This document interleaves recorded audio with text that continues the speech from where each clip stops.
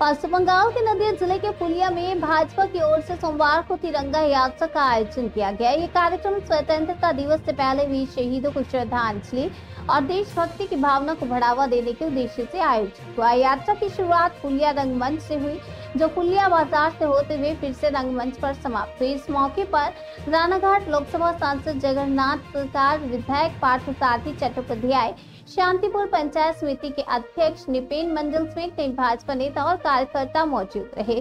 बताया गया कि आने वाले दिनों में ऐसे आयोजन अन्य स्थानों पर भी किए जाएंगे।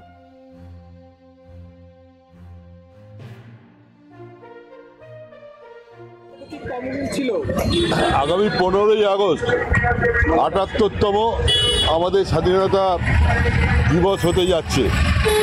ঠিক সেই সন্ধিক্ষণে দাঁড়িয়ে আজকে 12 তারিখে আমরা এখানে জাতীয় পতাকাকে সম্মান জানিয়ে জাতীয় পতাকা মানুষের হাতে তুলে দেওয়ার জন্যে আজকে এখানে আমরা সামিল হয়েছি। কারণ ব্রিটিশ সাম্রাজ্যবাদের বিরুদ্ধে অনেক লড়াই সংগ্রামের মধ্যে দিয়ে আমরা স্বাধীনতা অর্জন করেছি। স্বাধীনতা ৭৮ বছর পরেও এখনও পর্যন্ত আমাদের দেশে জাতীয়তাবোধ সম্বন্ধে অনেক সম্যক ধারণাটা অনেকেরই নেই। তাই জাতীয়তাবোধকে সামনে রেখেই আমাদের স্বাধীনতা এসেছিল।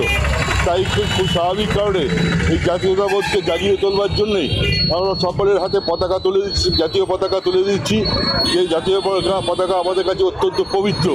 এই জাতীয় পতাকা আমরা তুলে দিচ্ছি এবং আজ থেকে না, এরপর থেকে ৭৫ সালের পর থেকে সারা বছর ধরে মানুষের বাড়িতে এই জাতীয় পতাকা উত্তোলিত হয়ে থাকবে।